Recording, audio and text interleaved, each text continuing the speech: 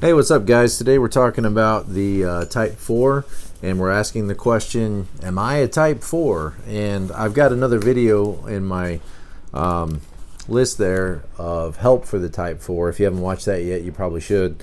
This is a video to kind of give you a view from the inside of what's going on in the mind and in the heart of a 4, as I best understand it. Again, I'm a 7, so I can only understand this in a non-experiential way, just by referencing, the 4s that are in my life and through the information that's provided, and by 4s and about 4s. So I want you to think about this from the perspective probably of more like the work environment.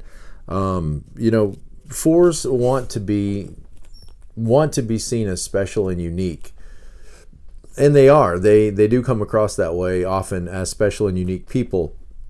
And again, remember, the 4s and the 3s and the 2s are all in that shame group or in that worth group. So they're asking a question of what makes me valuable? What gives me my importance, or where does my sense of worth come from? And if you want to just crank that up a little bit more and make it a little bit more uncomfortable, you can say, what right do you have to be alive? And I don't think the other types, that are outside of that shame group think like that. I know I certainly don't. I wake up and I just think about what I want to get done, what I want to do. I don't think about where my value and worth come from.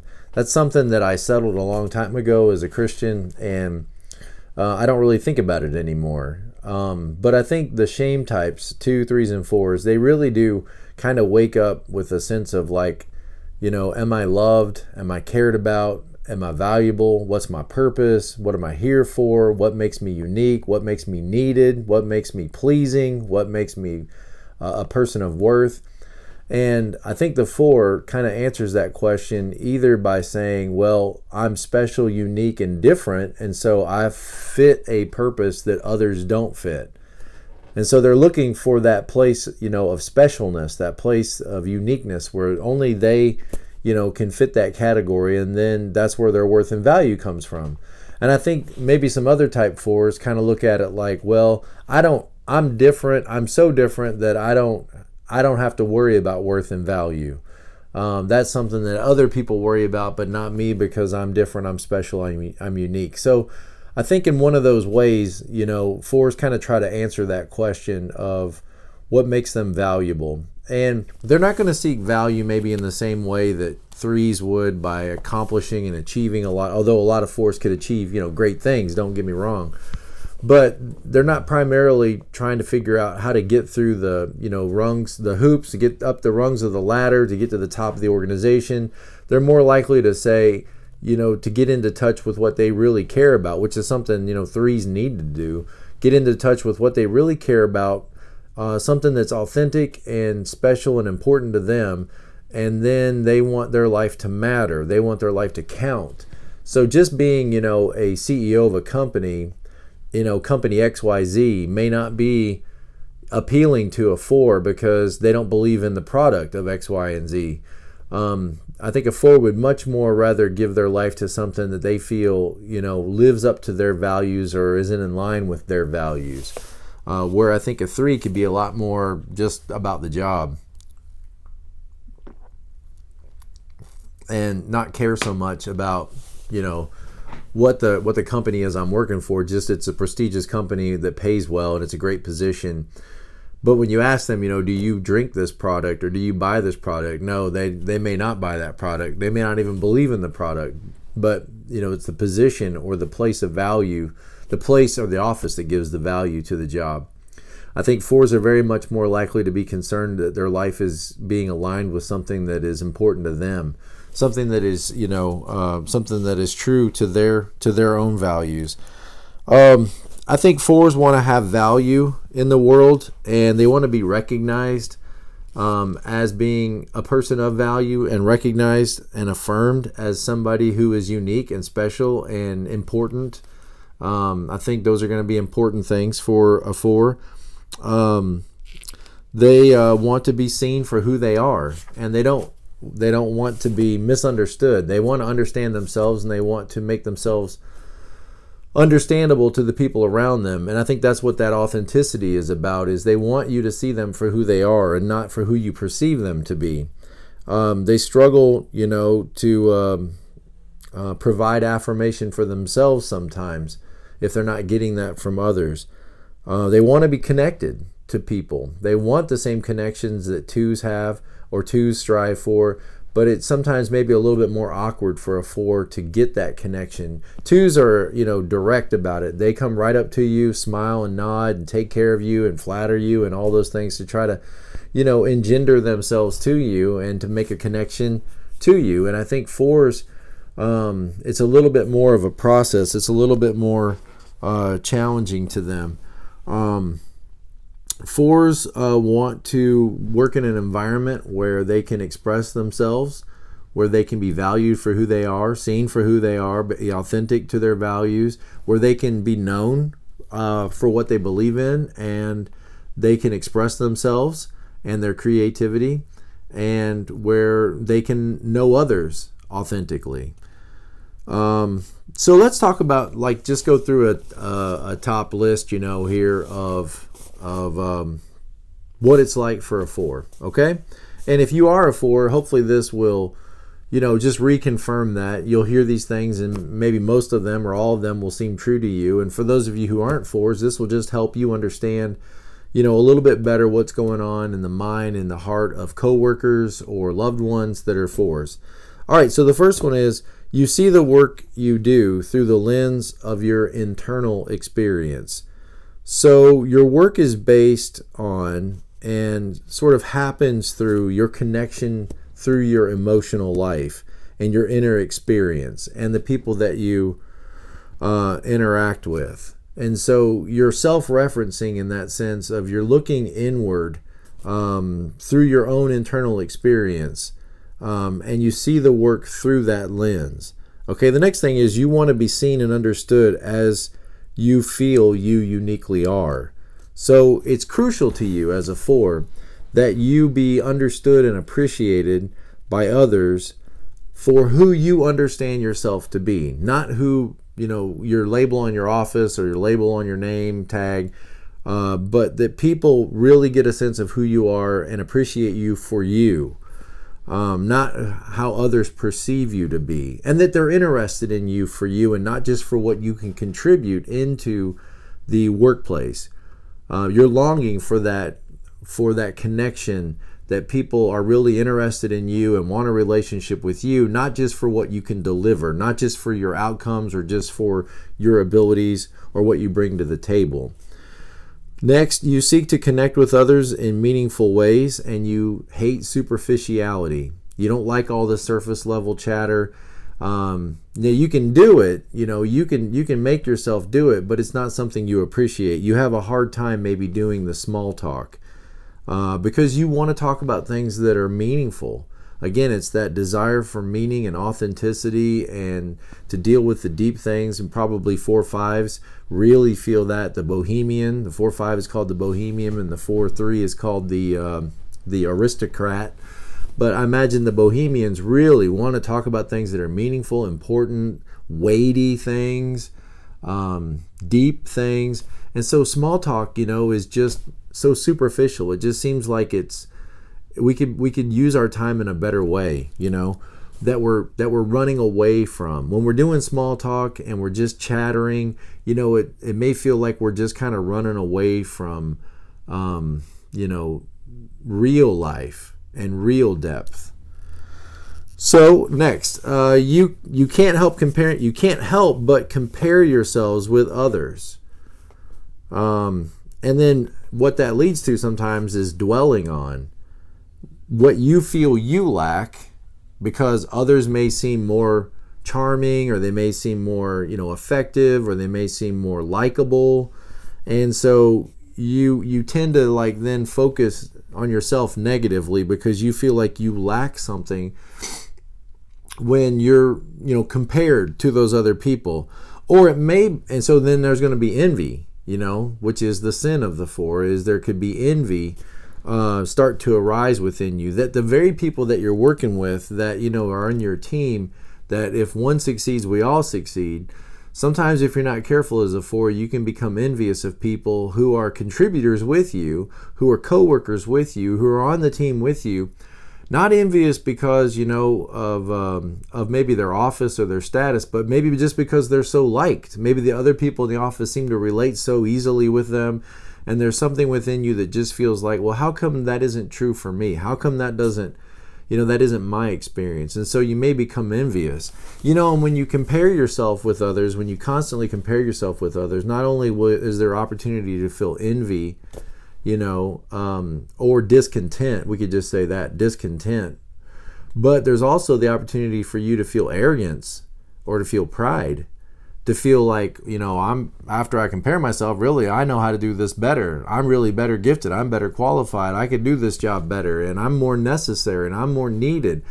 And so then you end up with the other danger, kind of the other pitfall, is not feeling down on yourself, but looking down on everybody else. And I think that's kind of that aristocrat. That title aristocrat could come from that, that I've got this figured out, and I'm way more talented, and I got a lot more to offer. And after comparing myself with the rest of these slobs, I really do bring a lot more to the table than they do. And so that constant comparing yourself, which is what gives you your creativity, because you're always seeing the differences. You're always seeing what could be done, what we're missing, what could be done. But I think you need to really be aware of that pitfall on both sides of either, the feeling like you don't measure up or feeling like you measure up way better than everybody else. Both of those could be destructive to you personally, to the people that you work with, and to your overall work experience. So I guess maybe if you could see yourself as a teammate, and sometimes you get lucky and sometimes they get lucky, and sometimes we need the smart guy and sometimes we need the strong guy, and sometimes we need the funny guy, and sometimes we need the nice guy, and sometimes we need the angry guy. We need each person on the team, and to learn to appreciate that we all have different roles, we all have different functions. And I don't have to compare myself with everybody. I just need to do the best I can do and try to leave the comparisons, try to let the comparisons go. That's going to be hard, I know. Okay, so you are sensitive to the experience of not being connected as much as you'd like to be. Okay, so, this gets to that idea, like sometimes you just don't feel like you fit in. And honestly, 4s, I think all of us, sometimes feel that. I think, we probably, maybe it doesn't bother us as much. I know 8s that I've talked to really feel like at times that they don't fit in because they're not going to play all the games that people need them to play in order to get along. And they'll tell the truth, and they'll break relationships up just because they feel like they've got to tell the truth. And I know I've talked to some 1s who don't feel like they fit in because, they're much more task-oriented. And again, they'll sometimes fracture relationships with harsh words or frustration. And when you read through, and talk to 2s, they work so hard at fitting in. And many of them, I think, really feel like the people that are closest in their life don't really love them right. And they may feel like they don't fit in even among the closest people in their lives. So I think you're not the only one that struggles with this feeling of not fitting in. I mean, 5s, for example. 5s often feel like they're on the outside, looking through the one-way glass. But I think 5s are okay with that. I don't think it emotionally causes them a lot of turmoil. I think maybe they prefer that feeling, like of being the safety of being in that inner sanctum, and looking through the window at life and sort of studying it and getting to understand it. But I think this really does bother 4s. I think that they really do feel like that the group, exists and they're somehow outside of the group, that the group exists. And I don't know that they really, maybe correct me if I'm wrong, but I get the impression that 4s really have a hard time just being a part of the group. Like they kind of want to be a part of the group, but then when you really get down to it, they don't want to just be a part of the group. They don't want to be a part of the herd.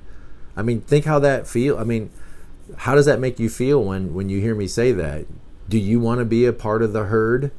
Do you want to just blend in and conform? I mean, those are probably disdainful kinds of thoughts to most 4s, just blending in and conforming and just, working your 9-to-5 job and doing what you're supposed to do, wear your drab suit and sit at your brown desk, and move papers from this side to that side. And when you go home, you go home. I can't imagine that most 4s, that's what they envision for their lives. And so even though you don't want to fit in, even though you don't want to blend in, okay, let's say it like that. 4s want to fit in without having to blend in. I think that's pretty good. I might need to write that down. I think I will write that down. Let's see. 4s want to fit in without blending in. I'm taking notes on myself. Okay. All right. So they want to fit in, but they don't necessarily want to blend in. I like how that sounds. I think that's got it. Now maybe you can even say it better. I don't know. But you got that sense that you're on the outside of the group. If you feel like that all the time, you're on the outside of the group, and it bothers you, then you're probably a 4. You might be a 2. 6s want to be inside the group. They want to feel safe in the group. 5s probably don't want to be a part of the group, and it doesn't bother them that they're not so much. Okay, so next, you find satisfaction in expressing yourself in a way that communicates your unique experience in the world. So self-expression is important, and that's why sometimes I think you'll see 4s wear the uniform a little different, or something will stand out a little bit odd. Maybe they'll wear something in their hair, flowers in their hair, or maybe they'll, wear some kind of unique shoes or something that just makes them set apart just a little bit. That they're just kind of like, it's like you're saying to the world, I'm not afraid to express that I'm different, and I hope you guys are okay with that. It's kind of like you're maybe asking for permission, saying, is it all right if I don't fit in? Because here's an example, and then you've got something you're wearing, maybe a piece of jewelry or something that makes you stand out. So self-expression is very important to 4s. They enjoy the richness of the challenge of translating their inner experience into their creative work projects. Next, you place a high value on being authentic. Okay, we've talked about that.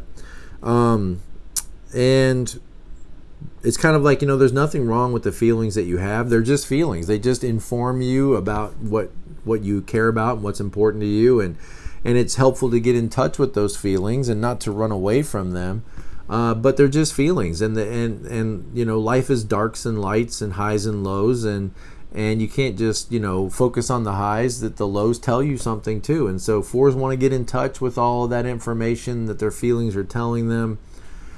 And so they feel it first, they think about what they feel, but 4s sometimes can have a hard time moving that into action.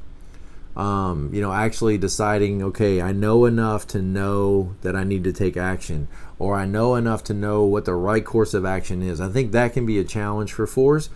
It can be a challenge for 5s. It can be a challenge for 9s to actually take action. I know it can be a challenge for 7s because I want to leave my options open. And you want to have that escape hatch, in case, maybe I don't know enough and I don't want to lock myself in. But 4s, I think, 4s, I want to understand their feelings. I think a lot of us are running away from our feelings. So I know 7s could learn a lot from 4s on this. Getting in touch with what they're feeling. I think about my feelings. If I start feeling sad or start feeling upset, this happened just this morning. My kids were watching that movie Inside Out, where it's all about the little girl growing up and all the emotions inside her. And of course, I have 4 daughters, and so which they're all about grown now. But I was watching that little clip of that movie, and I felt a tear start to well up in my eyes. The little girl's growing up, and I thought, I'm done. I'm out. I'm getting out of here. And I think that just can show you, that 7s may not want to get in touch with all that pain and that. And I don't think 4s are afraid of that. I think 4s are fine with it. It's just a part of who you are, and it's nothing to run away from. In fact, it ought to be authentic and it ought to be expressed. It ought to be welcomed. People ought to, expect it. A lot of people don't expect it. A lot of people see that as moodiness. They see that as melancholy. And you're probably, if you're a 4, you probably get misunderstood at work as being a moody person or being a melancholy person or a withdrawn person. And there's probably a lot of labels that people slap on you because they don't know how to deal with you, because they don't know how to deal with all that, because we tend to shove our emotions down. 6s will shove their fears down, and 7s will shove their pain down, and 8s will shove their kindness. They'll show that to the infants and to the old folks and to the disabled, but they'll kind of afraid of looking vulnerable to others. And 9s shove everything down. So 4s, they just want to express it. It's on the inside. It ought to come out. It's on the inside. Why is everybody afraid?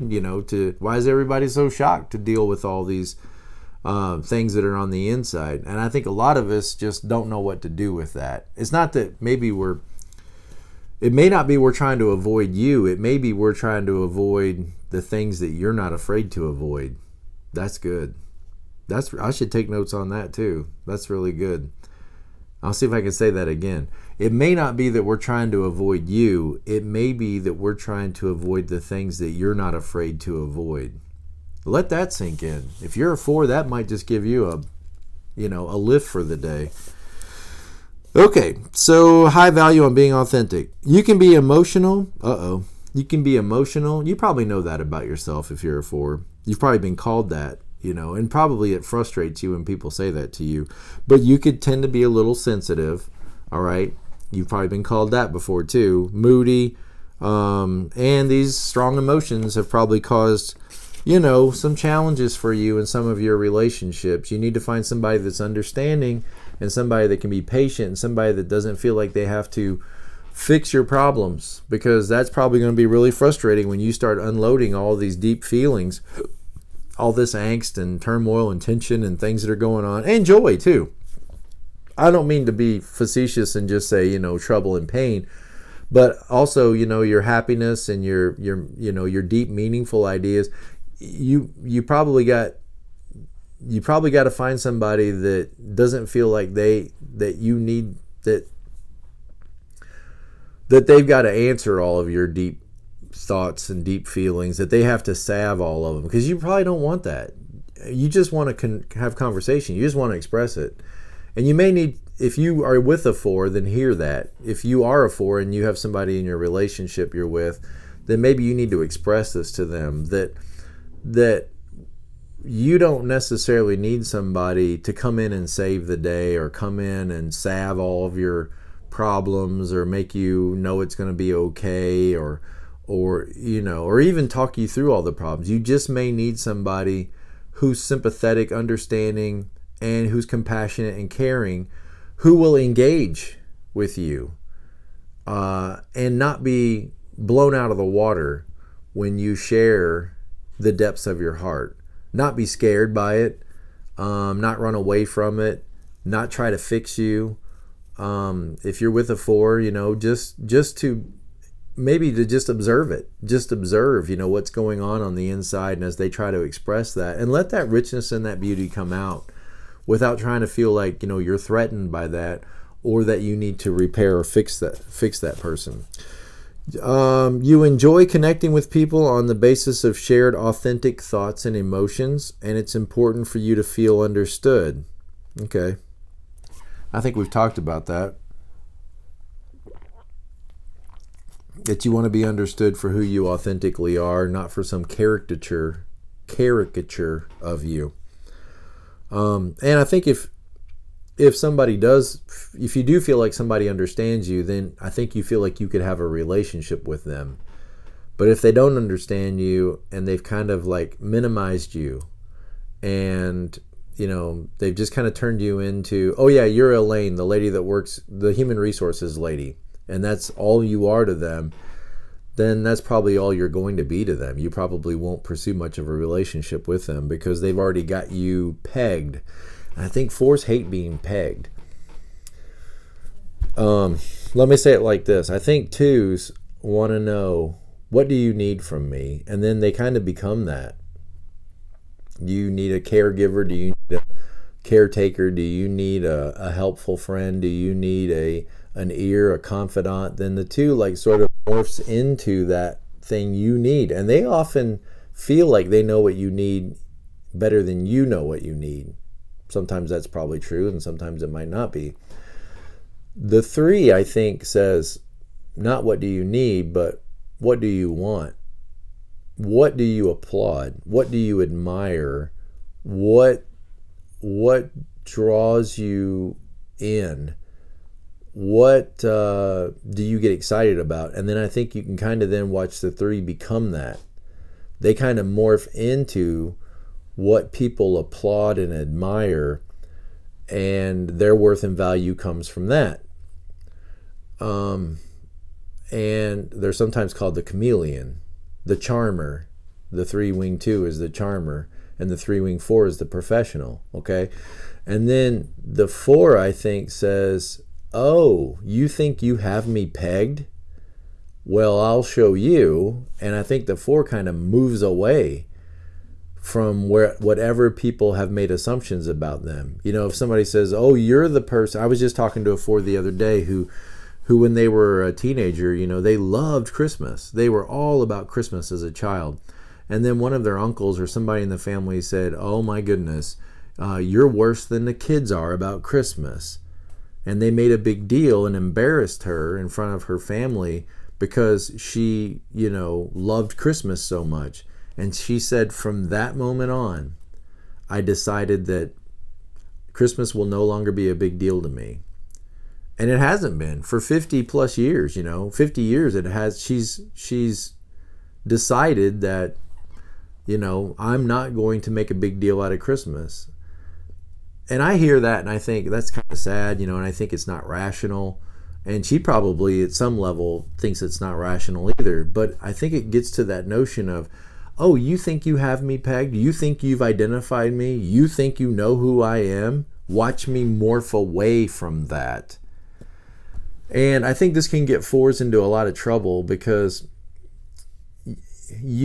Christmas is a good thing and ought to be celebrated. It's a lot of fun. But now in her head, she can't because that's what the expectation is that she celebrates it. So she moves away from it.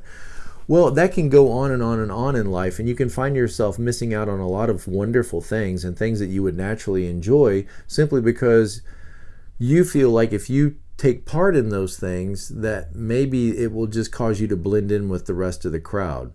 You know, if everybody loves popular music, then can you love popular music? If everybody likes LA Law or, you know, whatever the CSI, whatever then can you like those television shows that everybody else likes? You know, can you like American Idol? Can you like America's Got Talent? Can you like all those TV shows that everybody else watches? Because I think there's something in a 4 that says, well, if I like everything that everybody else likes, then, you know, what makes me then different? What makes me then special? So I think sometimes there's a tendency within 4s to kind of move away from what people expect.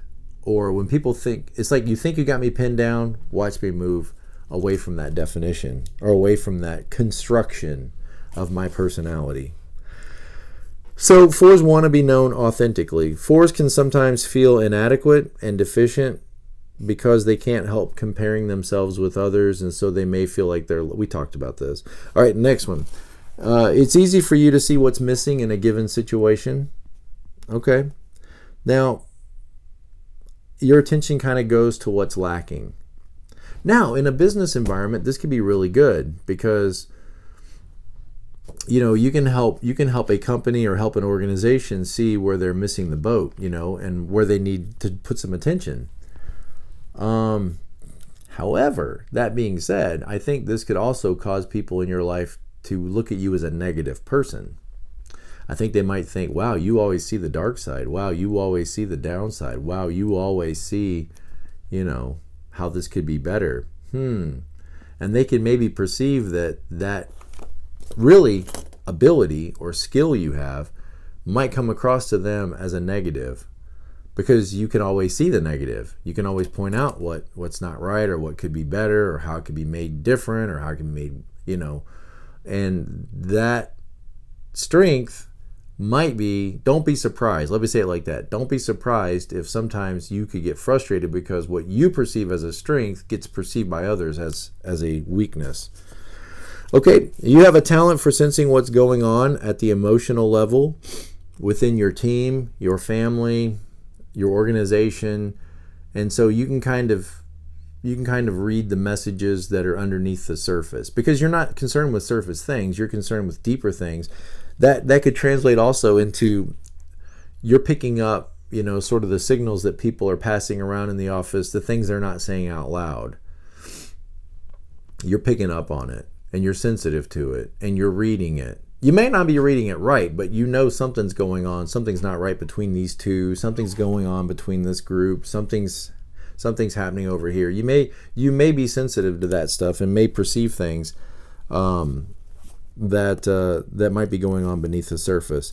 And the last thing is, your comfort with deep emotions means you seek out, people seek you out when they're going through and they want to talk about pain in their own life. And that's one of the things I think the Fours can really offer to the world, is that ability to just sit with difficulties, and let people go to the rock bottom. And Fours will sit there to the rock bottom with you and not be afraid, not be scared, not feel like they're going to get trapped.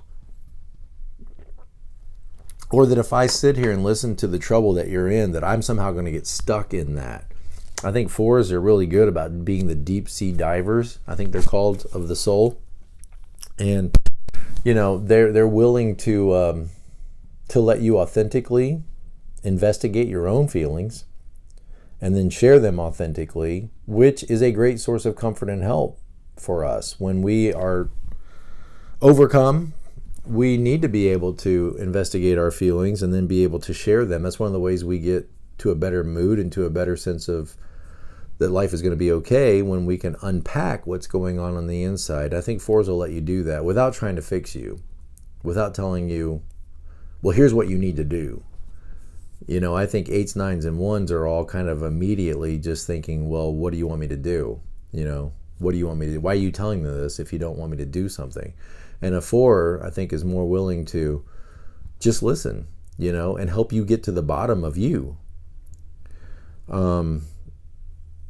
All right. Well, if you want to read more and you're interested in going a little deeper, I would recommend this book, The 9 Types of Leadership by Beatrice Chestnut. It's very helpful, very good, and I found it to be quite accurate and very encouraging. So until I see you guys again, be present to life. Don't be so focused on what's not there, on how things can be different, or how everybody has it better than you do, or how you're better than everybody else, that you can't see and appreciate what's right in front of you, that you fail to appreciate what you have. I'll talk to you guys later, and see you next time.